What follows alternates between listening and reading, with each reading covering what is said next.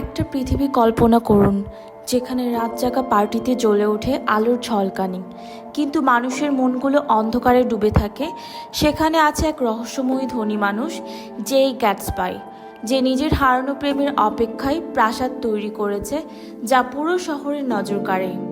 আজ আমরা শুনব সেই ভালোবাসা, বিভ্রম আর স্বপ্নভঙ্গের গল্প, দ্য গ্রেট গ্যাটসবাই।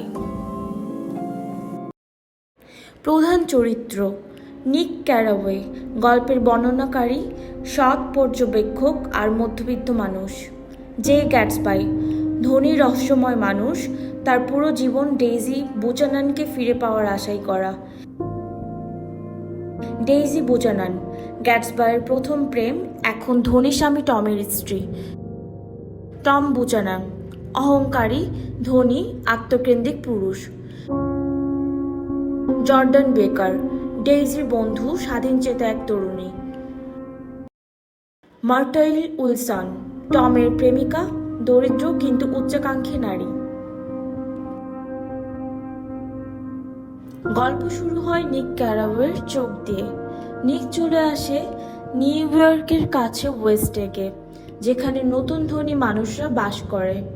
তার পাশে বিশাল এক প্রাসাদ, অসংখ্য পার্টি, জ্যাজ সঙ্গীত, শ্যাম্পেন আর শত শত অতিথি। কিন্তু অদ্ভুত ব্যাপার, প্রাসাদের মালিক জে গ্যাটসবাইকে কেউ ভালো করে চেনে না। নিকের কৌতূহল বাড়তে থাকে। একদিন গ্যাটসবাই নিজেই নিকের সঙ্গে দেখা করে। চমকপ্রদভাবে ভদ্র, কিন্তু তার চোখে যেন অদ্ভুত শূন্যতা।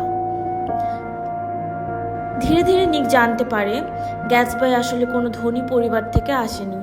সে দরিদ্র পরিবারের সন্তান, কিন্তু নিজের ভালোবাসা ডেইজিকে ফিরে পাওয়ার জন্য নিজের পরিচয় বদলে ফেলেছে।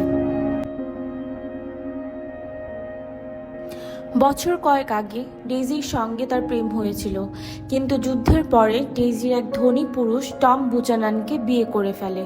তখন থেকেই গ্যাটসবাইয়ের জীবন একটাই লক্ষ্য, ডেইজিকে ফিরে পাওয়া।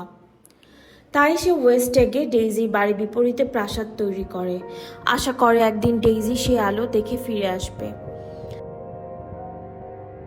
তার প্রতিটি রাতের পার্টি, প্রতিটি হাসি, সবকিছু শুধু ডেইজির দৃষ্টি আকর্ষণের জন্য।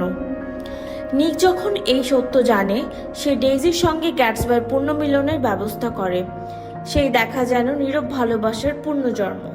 গ্যাটসবাই বিশ্বাস করে অতীত ফিরে আসতে পারে।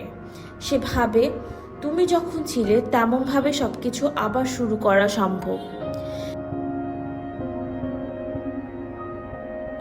কিন্তু ফিটজেরাল্ড দেখান, অতীত কখনো পুরোপুরি ফিরে আসে না। টম দ্রুত বুঝে ফেলে ডেইজি আর গ্যাটসবাইয়ের সম্পর্ক। একদিন তারা সবাই একসঙ্গে নিউ ইয়র্কে যায়, যেখানে উত্তেজনাপূর্ণ তর্ক হয়। টম গ্যাটসবাইয়ের অতীত নিয়ে তুচ্ছ করে বলে, ও তো অপরাধী, অবৈধ ব্যবসা করে ধনী হয়েছে। ডেইজি ভয় পায়। গ্যাটসবাইয়ের প্রতি তার ভালোবাসা দোদুল্যমান হয়ে পড়ে। ফেরার পথে ঘটে যায় দুর্ঘটনা। ডেইজি গ্যাটসবাইয়ের গাড়ি চালাচ্ছিল, আর দুর্ঘটনায় মারা যায় টমের প্রেমিকা মার্টাইল। কিন্তু সবাই ভাবে গাড়ি চালাচ্ছিল গ্যাটসবাই। টম সেই সুযোগে মার্টাইলের স্বামী জর্জ উইলসনের কাছে গ্যাটসবাইয়ের নাম বলে দেয়। উইলসন রাগে গ্যাটসবাইয়ের বাড়িতে গিয়ে তাকে গুলি করে হত্যা করে, তারপর নিজেও আত্মহত্যা করে। একজন নিঃসঙ্গ মানুষের স্বপ্নের সঙ্গে সঙ্গে শেষ হয়ে যায় তার জীবনও। শেষে নিক একাই গ্যাটসবাইয়ের অন্ত্যেষ্টিক্রিয়া সম্পূর্ণ করে, কারণ কেউই আসে না, না ডেইজি, না তার পার্টির ভিড় থেকে কেউ। নিক বলে, they were careless people, they smashed up things and creatures and then retreated back into their money. এটাই গ্যাটসবাইয়ের ট্র্যাজেডি। সে মানুষের ভালোবাসা চেয়েছিল, কিন্তু সবাই ভালোবাসার নামে নিজের স্বার্থে বেঁচেছিল। সবুজ আলো, যা ডেইজি বাড়ির পাশে জ্বলত, সেটা গ্যাটসবাইয়ের স্বপ্নের প্রতীক, আশা, আকাঙ্ক্ষা আর এক অনন্ত অপ্রাপ্তির প্রতীক। শেষে নিক শহর ছেড়ে চলে যায়, আর আমাদের মনে থেকে যায় প্রশ্ন, আমরা কি সবাই কোনো না কোনোভাবে গ্যাটসবাই নয়, যে স্বপ্নকে পেতে চাই কিন্তু শেষমেশ হারিয়ে ফেলে নিজের বাস্তবকে? পরবর্তীতে আপনি কোন সাহিত্য সম্পর্কে জানতে চান আমাদেরকে অবশ্যই জানাবেন। আর যদি ভালো লেগে থাকে দ্য গ্রেট গ্যাটসবাইয়ের সাহিত্য ভ্রমণ, তাহলে লাইক, কমেন্ট আর সাবস্ক্রাইব করতে ভুলবেন না।